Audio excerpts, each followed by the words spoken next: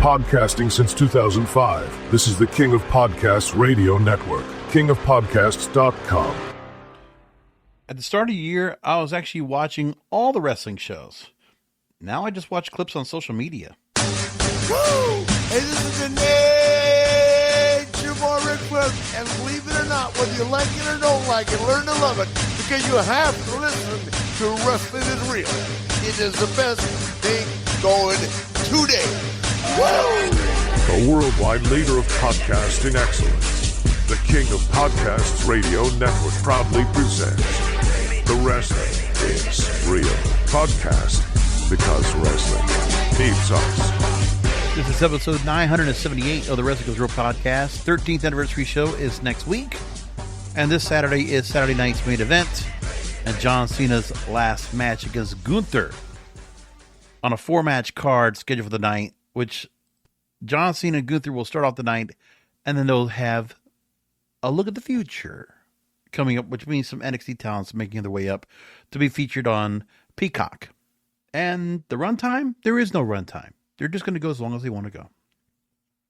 So to start things off tonight, we're going to go a little bit retrospective on what has happened so far with wrestling this year. I got comments, like I said, about the AEW, but the thing is, I will leave that to a little bit later because we'll have comments I'm going to take from X that were brought up. That's going to just basically encompass my thoughts on them. Because with AEW, there's just not much to say. There's criticism, but it's pretty easy to just put into a small circle, into one bullet point. You can say exactly what AEW is doing wrong. That's it. And it all starts with Tony Khan. But I'll explain later. I'm going to make you wait on that. Because we have to talk about the company that leads at the very top. We can go back and relish about the fact that TNA is now going to AMC next year, coming up January 15th.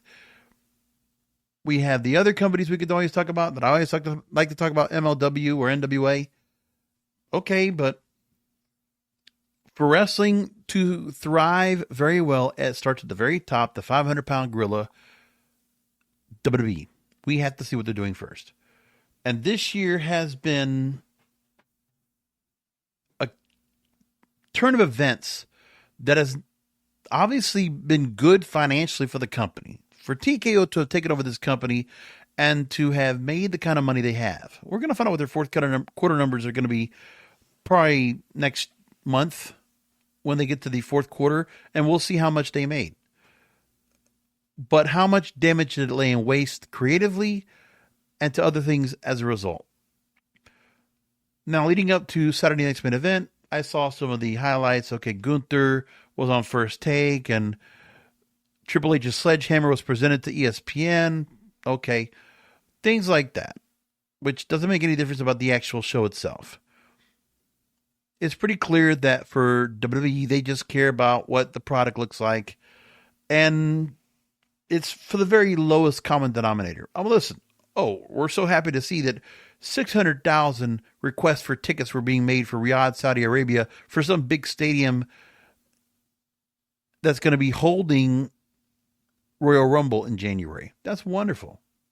But that's the beginning of everything changing over there for WWE in 2026. But what they have already started off with already is going to be quite a bit. What we know so far is that we have Royal Rumble going to be in Saudi Arabia. Chicago will host Elimination Chamber. Vegas is going to once again host WrestleMania 42. SummerSlam will be 2 nights in Minneapolis, Minnesota. And Money in the Bank will be in New Orleans. And that's it. That's all we know so far. But I'm sure there are going to be other shows they set up that will be overseas. And a lot more overseas shows because TKO is realizing how much they can go and make money off of it. And they don't need to do house shows like they did before. So there's some things they've done where I understand the cost cutting and what they've done in terms of a business. They have really shored things up. There's no question about how much the business side has done very well for them. I'm never going to deny that on this program. I am not naive. I'm not like the juvenile delusional fandom out there that will just buy into everything that's being said. I will respect the fact that this company and how they are performing is quite well, but there's a reason why. TKO Group Holdings is quite an entity. We're going to explain why this company has changed so much, but also when you have an entity like this that's running the company and it's no longer Vince McMahon's company, to the point that on the Impulsive podcast, which we're going to play a clip from in just a moment, Nick Khan, the president of the WWE, will not even say his name. He will refer to him as the founder or the person that created this business. But obviously for reasons out there, he can't say his name. His name that cannot be spoken of. Vince McMahon. Vince McMahon. We cannot say Vince McMahon's name. Vince McMahon's name is like Beetlejuice now. Oh my goodness, if we say it. Let's not talk about the reason that John Cena came to be. Okay? If not for John Cena, it's because Vince McMahon put him down our throats for all this time. But, after the end of this, we all respect the fact he's been here. So let's go into what Nick Khan actually said. He was on the Impulsive podcast. Now, I can't listen to Logan Paul's podcast and try to go through and find the clips. And I'm thankful for 411 Mania to actually go ahead and transcribe this part. But there is a clip that I wanted to take that I didn't see anybody else focus on, but I think it's very telling. But here's what we got, first of all, when it comes to Triple H and what he said about Triple H in the involvement of Nick Khan's role in the company. Now, he was asked about his level of involvement in the company's creative decisions. And I forget if it was Logan Paul or if it was the other guy that's always on with Logan that asked it. But Nick Khan says this, quote, "Rarely. The only times I'll get involved is if he calls and asks for my point of view on something." This is what he said on Unreal, which, by the way, there's another season of Unreal coming out. I didn't know we were asking for that, but they're going to do another season of Unreal. That's coming up in next month as well. I'll talk to Paul 3 to 5 times a day, which, it's a lot. So, he's been a phenomenal partner. I love where creative has gone. It's Paul's vision being executed by folks like yourself, talking to Logan. And as long as we have a pipeline of young, fresh talent, and we have the folks who have earned their senior status, Roman, Seth, who's in your, Cody, Randy, those were the young folks could be under their tutelage. This is not Nick Khan I blame for saying this, but the way it comes across, Paul's vision is we have this young, fresh talent that's basically under a glass ceiling underneath Cody, Randy, Seth, Roman. Let's put CM Punk up there. That's what it is. I think we got a great shot to have the business continue to soar and grow, year over year. Of course he does. But I don't think it makes any difference right now. The growth is still going on because of the gross, exorbitant cost that it is to be a rabid, die-hard core WWE fan. The fandom's paying a whole lot more than they ever have before to be a part of the experience. Now, here's the other part I got to bring up here. That Logan Paul and Nick Khan said on his podcast. This is from earlier this week, or actually last week on the program, in the Impulsive podcast. Here is Nick Khan speaking with Logan Paul. Let me go and play the clip for you. Dude, the business is insane. I tell people it's truly one of the most well-oiled machines that I've ever seen in my life. I don't know how you keep track of all of it. There's so much going on. And the cadence, Nick. The cadence is insane. We had an event Friday. Or no, actually not this Friday. Typically, you'd have an event Friday. You'd Saturday. Sometimes WrestleMania is also Sunday. And then you're back Monday. Back. Every week. Yep. Listen, you know this drill. You got to earn your keep every day at WWE and in life and for any company that one is working with. I think at WWE, the level of excellence that's expected from everybody, our executives, our producers, our superstars, it's a really high bar, but there are going to be people there to help you do it. So even on the business side, what I say to a lot of the young executives who you've met and Jeff knows, I'll say, hey, if you ever have a problem, bring it to me. It becomes our problem. But if you have a problem and you hide it from me, you better figure it out. And if you don't figure it out, then it's probably not going to end well for you. So take what he says about young executives and what they need to do to figure things out. So I don't think he knows that what Paul or Triple H is having a problem with right now, it's not hidden to the fans, but maybe Nick is not aware that his core audience is now frustrated over the product. Because we're seeing the change for me as a long-lived wrestling fan. I have become more passive to watching it on television. And even the premium live events now, they're boring. Like, I put them on in passing. And I say to myself now, over the last 6 months or more than that, some of these pay-per-views, I could miss them. And I'm not going to miss anything. Because of the length of time that storylines progress, because they don't. Or who's going to be in the main event, because it's the same people. Or the fact there's no storyline to go with, because I guess Paul, Bruce Pritchard, Paul Heyman, all the other folks, when I'd say Paul Levesque, and I'm just referring to what Nick Khan says is Paul, which is Triple H. When I think about that creative team, maybe they think that if they try to put something a little more complex, they try to put a storyline out there, and God forbid there are fans out there that don't know certain parts of the storyline to keep up with. Maybe it's something where I'm being naive of the fact that maybe the storylines are so thin and veneer because they want to make it easy for anybody to tell what the story is. And it's not trying to tell the story that's being told at the moment. It's the history between the people that are feuding with each other. It's easy to go back and tell that, instead of explaining some storyline that maybe some of the people out there are not going to like. Something that's been made up just to further the storyline and make it more interesting. They don't want to do that part. They don't create the soap opera, because I guess that's not cool. It's too cool for school to do that. And maybe there's something about the campiness or the fun that we'd had with those storylines. We can't do that now. And that's the problem. Okay, but Nick Khan's not aware that the fan base that's on social media, of course, it's just noise. But that noise is becoming signal. What Nick Khan is not going to realize until it's too late is that noise that of course Triple H is not going to pay attention to, that Nick Khan's not going to pay attention to, that WWE is not going to pay attention to. They're not going to pay attention to it until it's too late. This is going to be pretty clear. When the bottom line starts to hurt, when they struggle to make the kind of money they want to make, when they can't make that consistent growth to growth higher and higher year over year, when that stops happening and they start seeing a decline, by then it'll be too late.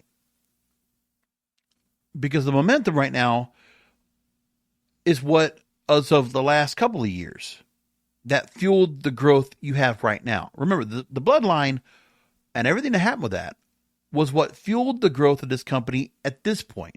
Just like we talked about NWO in the mid-90s. Because that fueled the growth for WCW going well into what was a bad period for them creatively, but continued to go well into 1998. But by the time they get to Starrcade 97, some 28 years ago, things were already starting to go bad because they did the storyline with Sting. It was poorly executed, but they built it back up. And then they had the Goldberg run to kind of stretch things out a little bit farther towards 2000. And then they screwed that up too.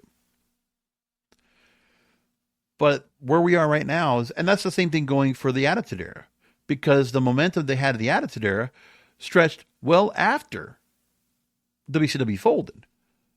Because then the momentum after that was when I kind of stopped watching, because when WCW folded, I just left wrestling for a while and took a respite.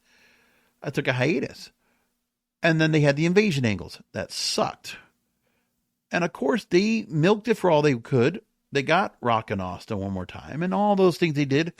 You know, big WrestleMania booked shows and all, and they ran with that. And they were able to go and get some stars ready to go from OVW, and they built for the future. But for another year or so, they had the momentum that continued to grow for them. And the audiences continued to grow for them as well. It was great.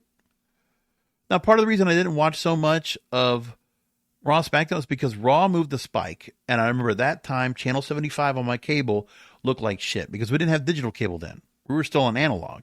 So the higher channels, you go up past channel 36, it starts looking like ass. And then SmackDown going to My Network TV, yeah, I didn't have that. And I was going to go looking around on rabbit ears to go find that either. So there was part of the thing, too, that I stopped watching altogether. It made it hard to watch WWE, and then I didn't want to watch the pay-per-views after that. I was like, because my box didn't work anymore because digital cable finally came in, and then my box was no longer extinct, so I couldn't use that, and I had no other way to watch it. But the financial momentum always stretches out past the creative momentum, which is where we're at now. Creatively, we are at a low point, but financially, things are still moving well.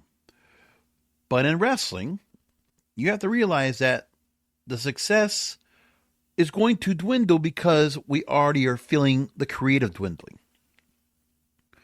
Because Triple H and the team there in the Netflix era said, we're not going to go ahead and worry about storylines or trying to build up anything extra. We're just going to keep everything basic. We're going to keep the storylines based on recent history or past history. The animosity between these folks that Vince created, we'll live off of that. And we'll feed off of that for as long as we can. And that's all. But that last part that Nick Khan said right there, it should actually hold true not just to his young executives, but to Triple H. Let me play a little clip of that once again. So even on the business side, what I say to a lot of the young executives who you've met and Jeff knows, I'll say, hey, if you ever have a problem, bring it to me. It becomes our problem. But if you have a problem and you hide it from me, like, you better figure it out. And if you don't figure it out, then it's probably not going to end well for you. So my message to Triple H right now, as a 40+ year wrestling fan, going back to primetime wrestling on USA Network back in 1983, when I first got a cable box. Triple H and the team need to be aware that what they have creatively is not going to further the growth of the company. Let's just tell the truth here. They are creatively bankrupt right now. And for those of you in the audience that believe that this company is doing just fine and they're going to do great going in the next year with the creative they have, you are juvenile delusional fandom. That's where you are. You are in that category. That's why I pigeonhole that category and make that clear. And there's a real definition behind that. And if you've been listening to enough wrestling shows out there, other podcasters, you know what I'm talking about. Maybe you've cracked the code by now. But we are now at the point where TKO Group Holdings is blind to the creative bankruptcy that this company has. Let's get into why. So when you look at the company itself, it is publicly traded. They run the businesses that they have, UFC, the WWE UK. Their structure and recent actions are heavily influenced by a private equity model. Now, I need to explain this to you, but we're going to get this all here. And I brought up private equity before. This is going to take a minute to explain, but I will explain it all. So UFC is a different bag altogether because UFC doesn't need to rely on storylines or make-believe or predetermined finishes. UFC is a combat sport. And the stars they have there, they can do exactly what they're trying to do with WWE, okay? That's fine. That's sports. That's sports that you can bet on. That's sports that everybody else can watch, like a boxing match. Like when most sports fans are out there, they might watch soccer, they might watch basketball, football, any other sport out there. But we know that UFC is a sport that is specifically what is in the same realm as boxing. It's combat sports. So we watch boxing, we know it's from Vegas or some other exotic locale, and it's late at night. Like that last match on the card, the main event, usually runs around midnight because you're trying to make sure that the whole world is watching. So UFC, that's their story. Plus, it's an adult sports audience, which live sports is massive. Listen, when you see Paramount Plus now, under the new deal that UFC put together, those pay-per-views are gone now. Now you can go watch on Paramount Plus without having to pay a subscription. And you can watch UFC live. First of all, you can watch matches now coming up on CBS Network coming up this year. And then the pay-per-views you'll see on Paramount Plus. So anybody can catch it. They're going to make bank. There's no doubt about it. I believe UFC will make more money than WWE will make next year. And you're going to see that. We'll follow back up and see what happens here. But at the end of the day, TKO, the company that first brought this to light, to make this company publicly traded, because UFC and WWE were individually publicly traded. But with everything here, TKO did not want to be publicly holding this. They don't want to be privately holding this. They wanted to make the money from the shareholders. So they did put the stock option out there, and they made themselves public. Endeavor is the original company that bought this. Remember that. We all know that company. That was who was in here. That's Ari Emanuel, Mark Shapiro. And the private equity was by the investment firm Silver Lake Capital.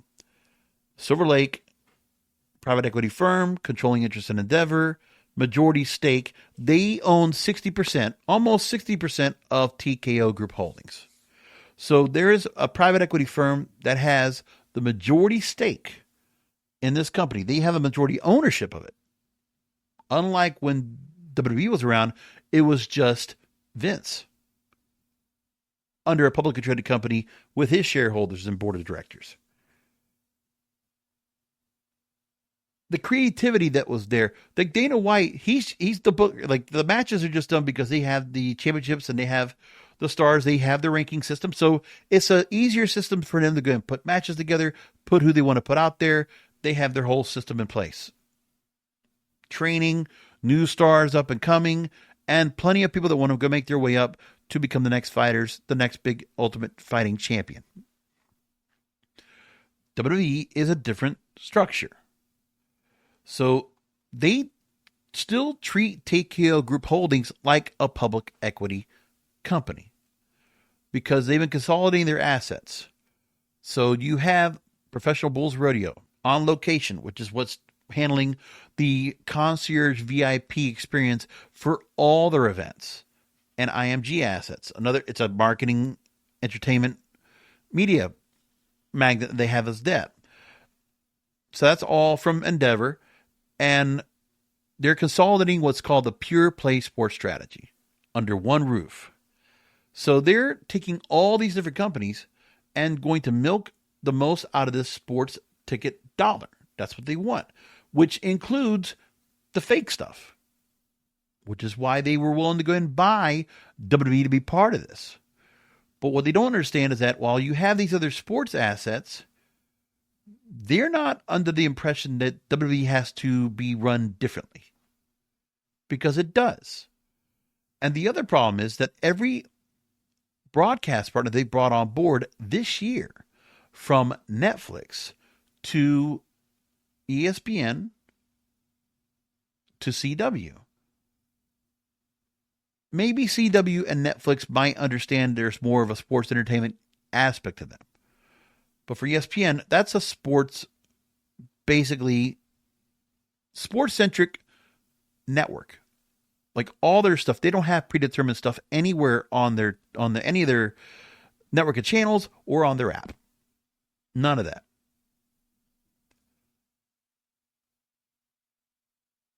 Now, for the publicly traded part of the company, for them to operate the way they do, they are even trying to run the publicly traded company like a private equity, because they're trying to maximize from their shareholders, because they want to be able to squeeze every ounce of shares from them to buy into the company, because they have a share repurchase program and a quarterly cash dividend. So they give kickbacks to the shareholders, and they have a program for you to go ahead and continue to keep buying shares, because this company is on steroids, TKO Group Holdings. We're going to milk as much money as possible. You need to get on the rocket and ride and stay on top, because then every time we hit a certain benchmark, we're going to kick back some money to you. That's how this is working. And the top leadership of TKO are the company executives that ran the private equity Endeavor, Ari Emanuel, Mark Shapiro, CEO and president, respectively. It's legally an operating company, but functions under the strategic direction and value maximization goals of Endeavor, controlled by Silver Lake Capital, the private equity firm. What does this all mean? That WWE right now, regardless of how the creative is going to be, no matter what Triple H could have done, he could be writing an amazing show right now. What was not going to change in 2025 was prices were going to be gouging. Okay, you were going to get overcharged for tickets. That the locales of moving WWE around the world, getting rid of house shows, that was all cooked into the books. That plan was going to happen anyway. There was no doubt about it. So that part, that was just expectations that they met. But what makes it worse, and I was listening to Vince Russo talking about this I remember a clip from his show, this Raw SmackDown review show, that he makes the point about, is it worth watching the WWE to be a fan in 2026? Because the quality of the programming is not like it was. It's not worth the price people are paying. And that's true. You might not like the answer here, but I try to think about this and say to myself, the direction this company has gone and what they're doing here, it's not good. And I should just go and play that back for you, because I think what Vince said on his program is absolutely true. And it's a shame to go and see it like that. But so here's Vince Russo on his SmackDown Raw review show on his channel, The Brand. Vince Russo on YouTube. I'll go and play this real quick for you. For more and more and more money, from the subscribers, and the product is getting less and less and less and less. That's the problem, bro. If you're going to charge them for an ESPN app and all of these apps, but they're seeing improvement and they're seeing quality, that's one thing. But if you keep shelling out all this money and the product gets weaker and weaker and weaker, bro, you're going to get to the point where you just say, F this, I'm not paying for this anymore. Bro, there were 3 takeaways from yesterday's show. There were absolutely 3 takeaways. Here's what it is. Here's what you're paying for Netflix for. Number 1, at the top of the show, Gunther cuts a nothing promo. An absolutely nothing burger. No Cena. No nothing. A total waste of time. In the middle of the show, we have finally admitted the Jey Uso experiment was a failure. Okay, we are back with the Usos. Okay, that's number 2. And number 3, Stevie and Ben, at the end of the show, they replayed something they already did 3 months ago. We already did Bronson Reed off the car. We've already done that. So now, I swear to God, bro, if I'm Joe Consumer, especially around Christmas time, bro, and you got to buy presents and all this shit, and I'm looking at my Netflix bill and I'm looking at this product, F this, bro. There's no way I'm paying a nickel for this shit. And okay, ask yourself the question. Put your money where your mouth is. Okay, look, if you went to an event this year, I mean, think of how much you paid versus how much you might have paid before. And I remember looking at the prices for SmackDown in Miami this year, 3 times as much as I would have paid before. I don't have Netflix. Okay, I find a way to watch it. I just got ESPN Unlimited because I'm a DirecTV subscriber, or through AT&T-verse.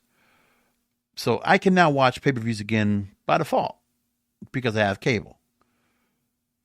But if I thought about the fact that I could be paying, $54 a month to watch their programming just to go and keep up with Monday Night Raw on Netflix and the pay-per-view and the premium live events. And that's not counting Peacock this year, because now Peacock goes away. I'm saying to myself, man, that's a lot of money to put out every month. And I don't know if I would again pay for that. Because at the same time, I put this like this here too. For Netflix and for ESPN, when they are expecting subscribers to go up, they honestly think that the wrestling public is prone to watching sports or watching the shows on Netflix. Because I guess I would love to know, and I would ask Netflix and ESPN to do this kind of survey. They should reach out to the wrestling fans out there and survey them to find out what those fans would watch on Netflix or on ESPN. And I will tell you, I think the answers they would get would be astonishing. And I don't know if they would be ready to realize that there's probably not much on Netflix or from ESPN they would watch. I think for ESPN, probably would be nothing. Like there would be a majority of WWE fans probably to go watch the premium live events that are not. And if you ask their sports fans or just your random Netflix fans, okay, people that are just watching Netflix regularly, ask them specifically, how much are you watching of Monday Night Raw or Unreal or the pay-per-views if you're overseas? And I think you're going to get a very small percentage. Very small. Let's just keep this in mind too. Netflix gives you a great example because we're talking about at most right now, we're talking about currently up to 2.8 million views every Monday night. That's the most they can get, which is really just slightly more than, I mean, we were looking at, okay, the watch hours also go by the same as like what, less than 6 hours or 6 million hours, I think it is, per week. So we know there's not that many people watching live, and they're watching on demand. It's just basically the basic audience that want to watch every week. The core fan base, the do or dies, the ride or dies of this product. They're the ones watching. And I don't think they would contribute much more to everything else. Now, for WWE, that doesn't matter because those ride or die fans, they will go to wherever they want to go to watch WWE, right? They probably would go to Paris or Puerto Rico or Saudi Arabia, perhaps, to go see these shows. They probably might make the trip to go, or to go to Vegas. So for TKO Group Holdings, their merchandise, the gates, they're making money after money after money. Their broadcast partners, I guarantee you they're not making that kind of money. Now, people can go in and criticize what Freddie Prinze said on his podcast about what he overheard from somebody else at ESPN, which could have been hearsay from somebody else at ESPN. Who knows where he heard it? Heard from a friend, we don't know. But there can be some truth to that. That's the part I am not going to sway away from. I can believe it. Now, for this product, WWE has to be run differently, and TKO Group Holdings is not going to do that. Or they're not going to be able to understand that until it's too late. I don't know what they're going to tell them. I mean, if TKO Group Holdings were listening to me right now, I would tell them, you can't treat WWE the same way you treat your sports or your other media assets. It's not possible. I know it looks like it. I know that might have been how it was sold to you. I believe that Nick Khan made you think you could treat this like a legitimate sport and it'll work. I mean, you've kind of gotten away with it, but at least there was some storylines, okay? Vince was still involved in the process and kind of overseeing. At least there were some storylines to kind of go off of, which is what we had. I would like to think that this could be corrected too. But if we want to avoid this, I'm the kind of person that likes to be proactive. I don't want things to go bad because what could happen next year could be really rough for the business. Because if WWE's creative is enough to start taking fans and pushing fans away from watching. Oh, they cost too much. They do the same shit on TV every week. Why am I going to watch it? Why am I going to go see them in the arena? Why am I going to go pay for tickets when they come to town? That's going to be hard for some people because right now, even the diehard fans are starting to complain. And they are.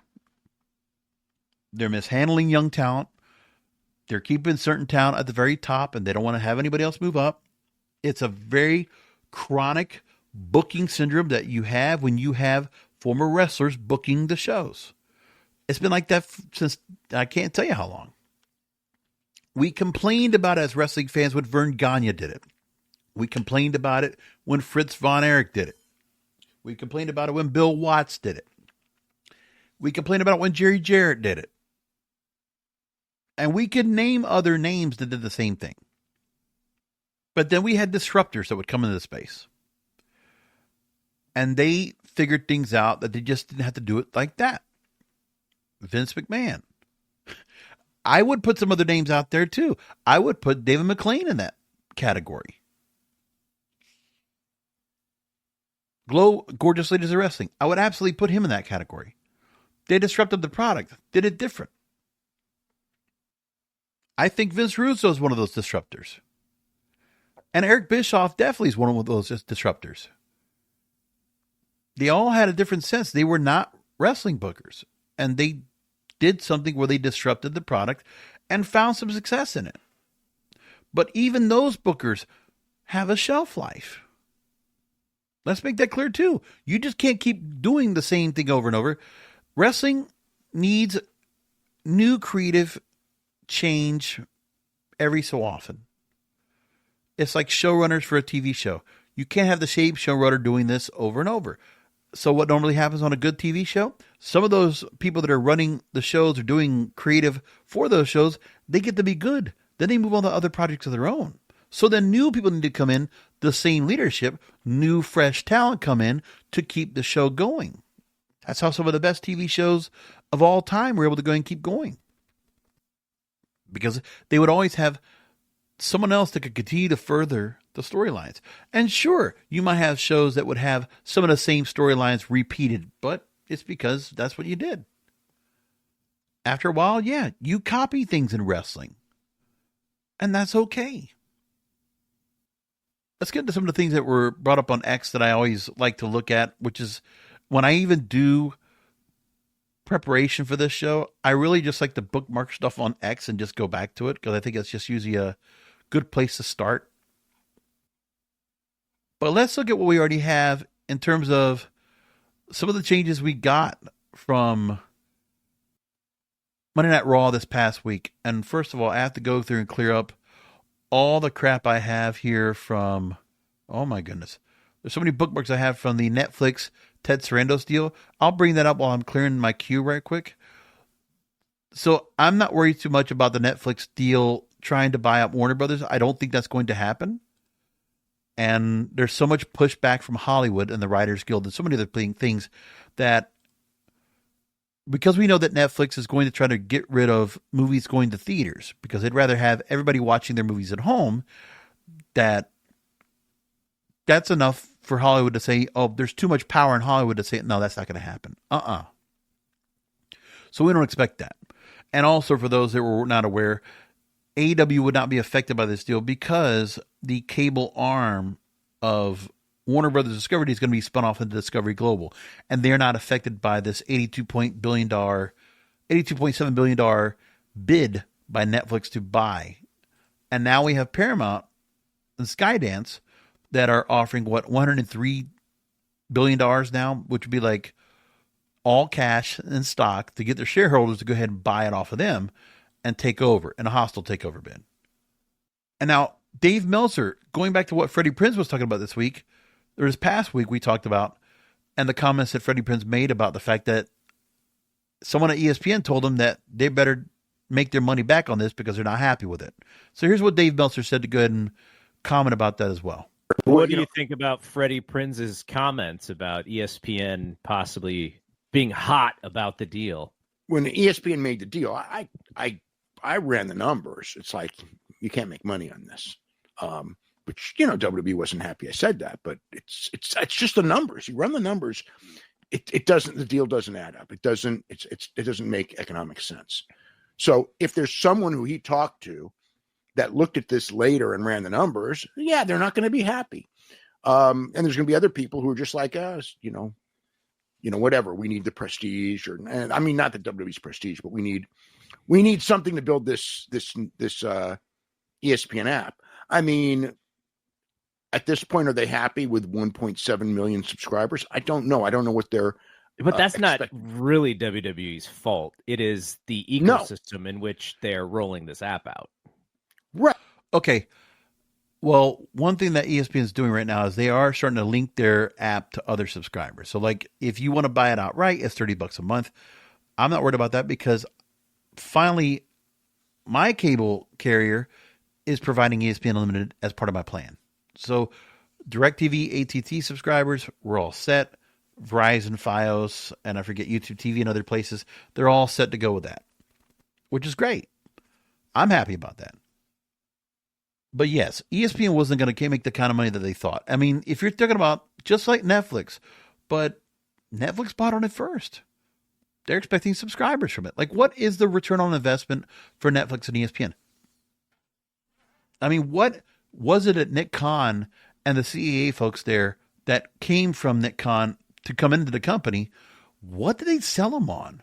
What was the return on investment? Because the numbers don't add up at all on either side. Now, Netflix already has 230 some odd million subscribers. They have more than everybody else. Pretty easily ahead of everybody else. I think Prime Video is the closest to them. But really, are they getting much more out of what they're spending on this? I don't know. I'm not sure.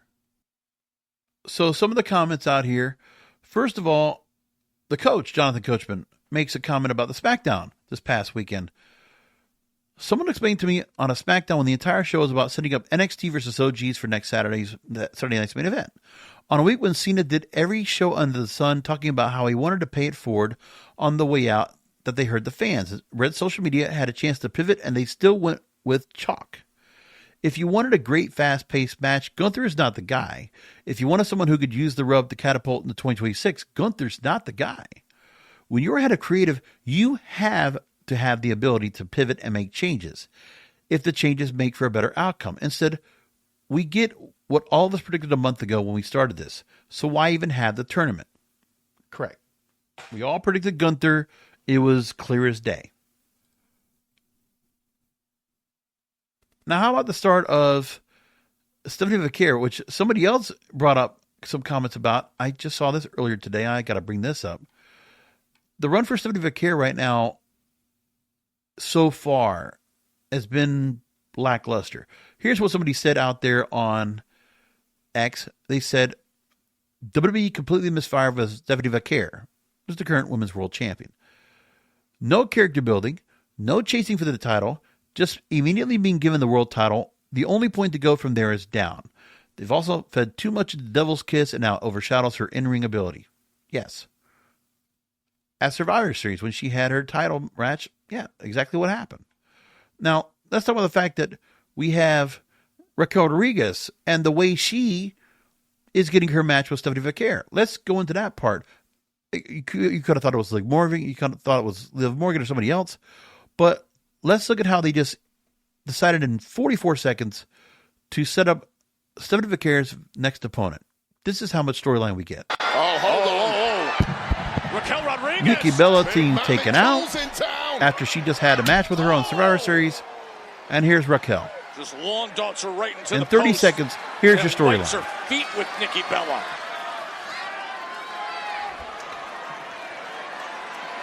It takes 15 seconds for Raquel to get in. Una nombre. Y tú ya sabes quién es. Name the time, name the place, and I'll be there to kick your ass and take your title, perra.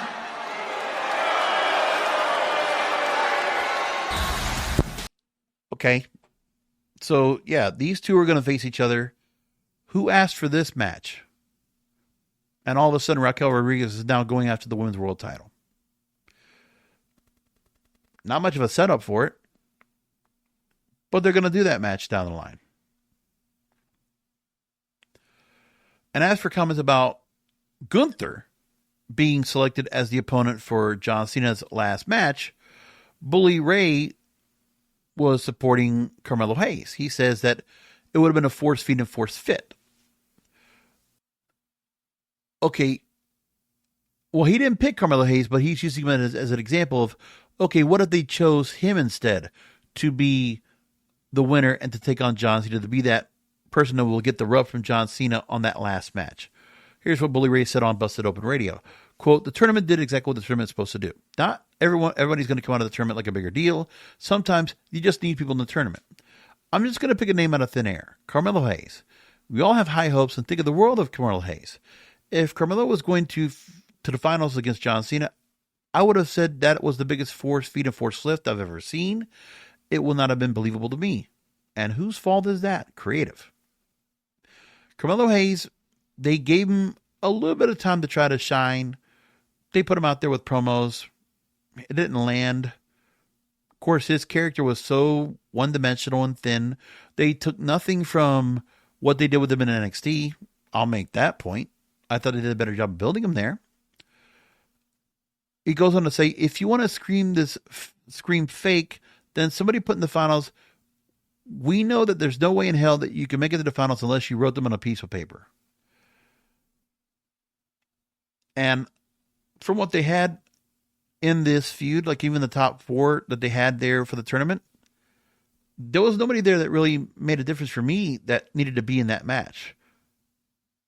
Braun Breaker probably would have been there. Like, if you want to set up Braun Breaker to go up against CM Punk for an upcoming world title shot, Braun Breaker should have gotten that John Cena last match and won it. Second generation wrestler gets the rub. Paul Heyman involved. I mean, now you're giving me something the division can actually sink your teeth into. Because after the IC title victories or retentions that Braun Breaker had, what has Braun Breaker held over his head? What does he have to show for his allegiance with the division? Nothing. Give him John Cena's last match and give him that win. And Braun Breaker can live to the end of time saying he was the one that finished John Cena. And it won't feel like Baron Corbin was the one that took out Kurt Angle. Remember that? I mean, people would actually mention, oh yeah, John Cena's last match, Braun Breaker. They'll remember that. That's my pick. But they wanted to put him in Survivor Series. They wanted to have that set up for that match. Whatever. You know, put him in other things. Like, they want to hold him back from that. So, like, even if he gets this title, the world title shot coming up with CM Punk, who's believing that CM Punk's going to drop the belt to him? Feasibly. If you would have given me that John Cena last match, Braun Breaker wins the tournament. He gets that match with John Cena. Saturday Night's Main Event. Wins it. Then he's heading into Royal Rumble for a title match against CM Punk. Now I'm questioning myself. I'm saying to myself, man, I don't know, man. And Braun Breaker going in to win that title would be massive. That'd be amazing. But they're not going to do that. But I guess that can't even be considered as part of this. No. What do we have now that's more important? Oh, the group that Liv Morgan said took back over Monday Night Raw. And we get backstage segments for the Judgment Day like this. Did you see that, mate? I was getting ready to go out there, and lo and behold, your deadbeat dad got hit with the stomp and the knucks. Job done for Finn. Bro, I don't even know who this masked man is, but I kind of like him. Me too. Me three. Raquel, sister. Hey. What was that all about?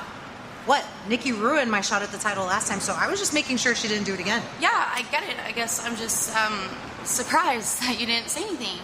Oh. I didn't know we needed to run everything by you now. Oh, you don't. You don't. Of course you don't. You know I want to support you as best I can. I can't wait to watch you become Women's World Champion. Sister. Yeah. Thanks. Oh, which reminds me, I should go talk to Pierce about my title match. Get it? So, looks like I'm gonna be in your corner tonight. Mine? I mean, that's great, but why? Because, silly, I need to make sure that nothing happens to you. If Raquel's going for the Women's World Championship, that means you and I are the next tag team champions. Got it? Good. Let's go.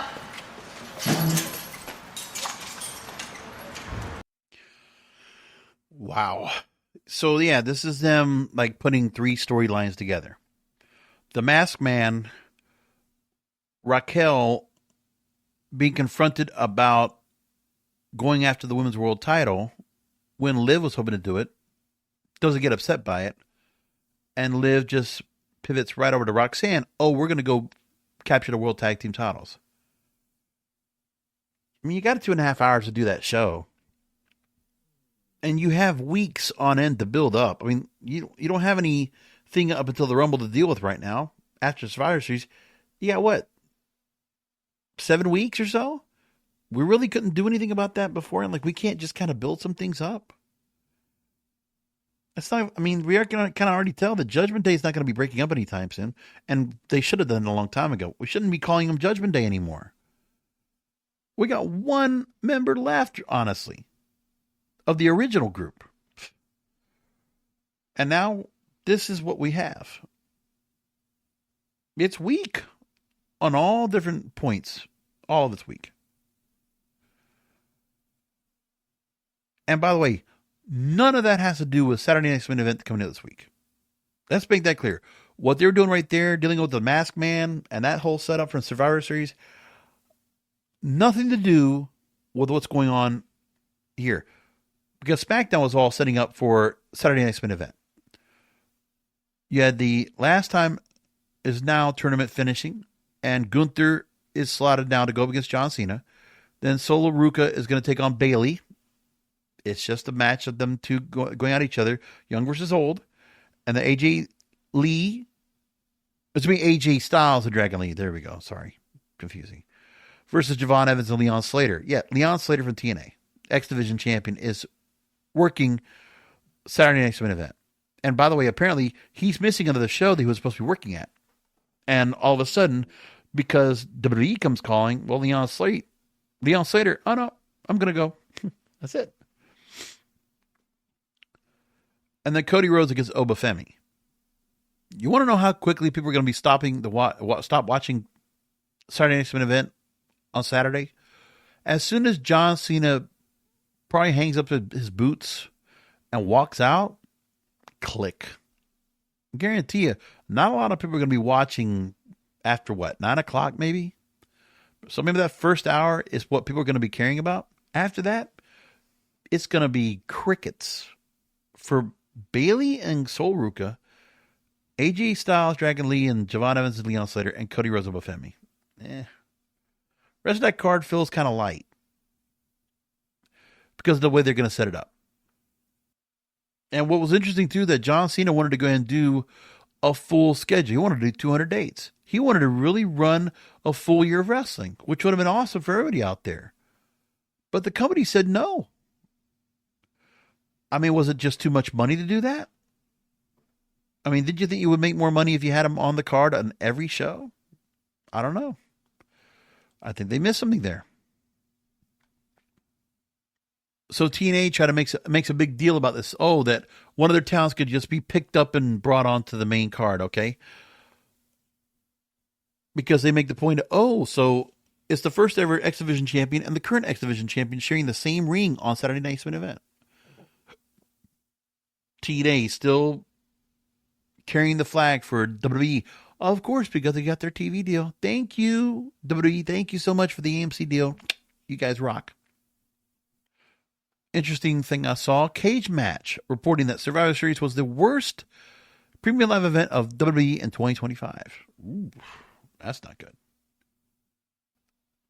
And as for what's going to be done with the archive of WWE, we just learned today or this week that they're going to be moving all their content to YouTube.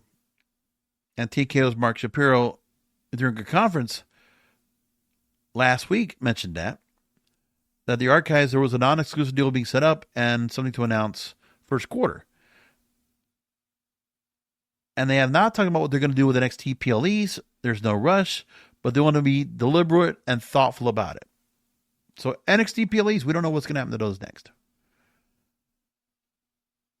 But as we said, Fightful Select reporting that WWE Library will be slowly rolled out on their various YouTube channels. So no deal for the archives. And I think part of that is too is that they do not want the previous content under Vince to get that much exposure. They're worried about the current content.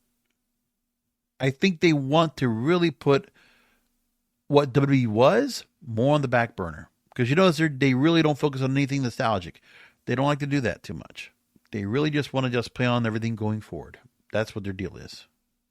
So Leon Slater was supposed to work for WXW this weekend. And Fightful Select reported on this, that WXW sources they would have preferred for WWE to give them a heads up about Leon Slater being on a Saturday Night's Main Event rather than putting Slater in an unfortunate situation.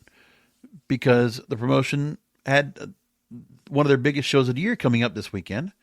TNA sources spoke positively of the spot for Slater, said it was another example of the partnership continuing. But yeah, screwing things up for Leon Slater, independent, and just Leon Slater is going to take that spot. I know it. I understand why. From Turkey, Alashik on X, that 2026 Royal Rumble tickets requested have exceeded 750,000 tickets. At like $21 a pop, by the way. When we look at that. It's $21.33. I believe that's US. And that's with the value added tax included. So yeah, for that's pretty cheap to go to a show. Because they don't charge that much for those shows. Because Saudi Arabian's sports committee or sports authority already flips up most of the bill. $30 million for this. There's also talk that Lash Legend is very high on WWE officials. They were happy with her performance at War Games and her recent promo segments. Notably, she is engaged to Trick Williams, who probably will make his way up to the main roster eventually. I'm guessing he's going to be in probably at Royal Rumble. I think he'll probably make his way up there then. And then make it towards the main roster probably. I mean, unless they want to keep him down there in TNA, I don't know. One final comment I want to bring on here. This comes from Matt Hardy and Dax Harwood talking to each other back and forth on X.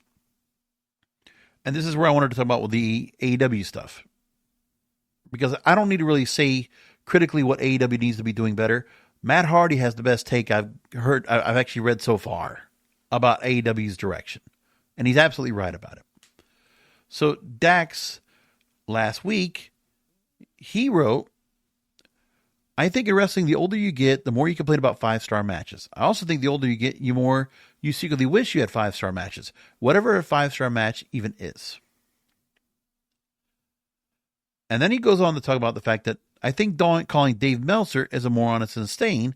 He's probably wrestling's most accurate historian. While I may not agree with some of the star ratings, that doesn't mean he's wrong. That means he has has a different opinion than I do, which is absolutely okay. To me, Brainbusters vs. Hartman Foundation SummerSlam 89 is a 5-star tag match. To Dave, it's a 2. Who's wrong? Who's right? Who gives an F as long as we all enjoy wrestling? And then Matt Hardy comments here and says this. I think on wrestling Twitter, if you're going to decide to moan about someone's take, you should at them, Dax. I also think the older I get, I give less than an F about what someone on the internet thinks is a 5-star match. What I care about what our matches are drawing at the box office and how they look, how they make people feel. I enjoy FTR's work ethic and talent.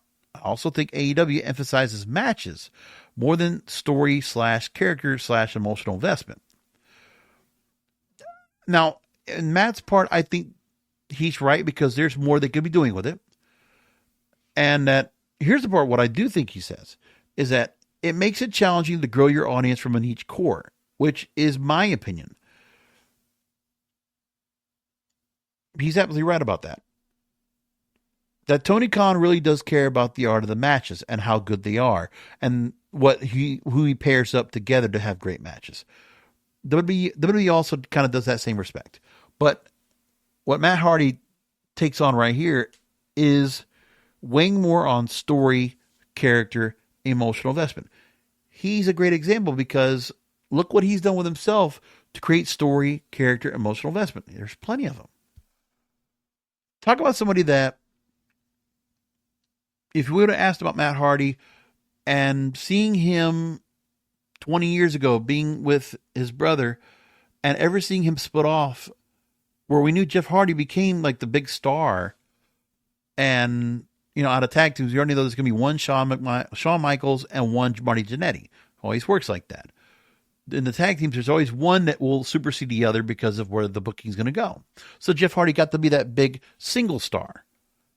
But then later in his career, Matt Hardy has become the bigger star. I believe it. The broken Matt Hardy storyline really made him at least the level of Jeff Hardy in his singles run in WWE or TNA. I really believe that. And then the story that we got from it and the fact you brought Jeff into it and put the whole thing together, it was wonderful. It was great. And that was story, character, emotional investment. And also bringing the family into it. That's a lot of work. And we still talk about Delete or Decay, Final Deletion. We still talk about those matches today because it was great stuff.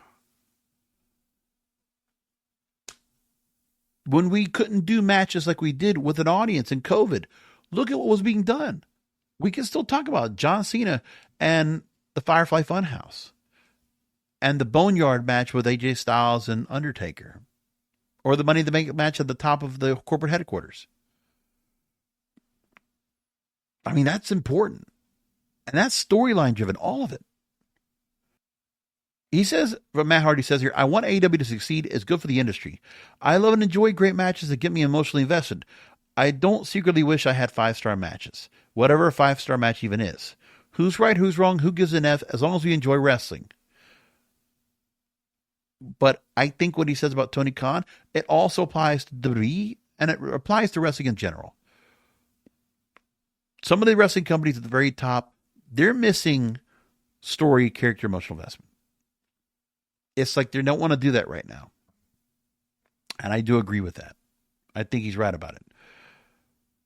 So we will be doing a post show for Saturday Night's Main Event. I'll do something on Saturday night. I'll be here anyway. What am I going to do, right?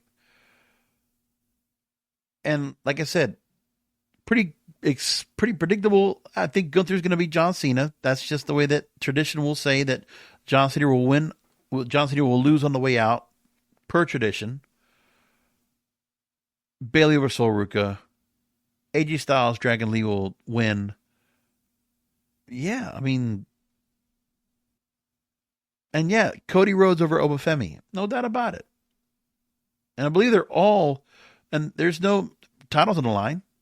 I think they're all non-title matches. Cody's not a non-title match, right? So, yeah, it doesn't matter. That's the plan. So join me coming up this weekend for Saturday Night's Main Event. And then next Wednesday, 13th anniversary of the Wrestling Goes Real podcast. And I'll talk to you this Saturday. Enjoy Saturday Night's Main Event. And come around for the 13th anniversary for the Wrestling Goes Real podcast, because wrestling needs us.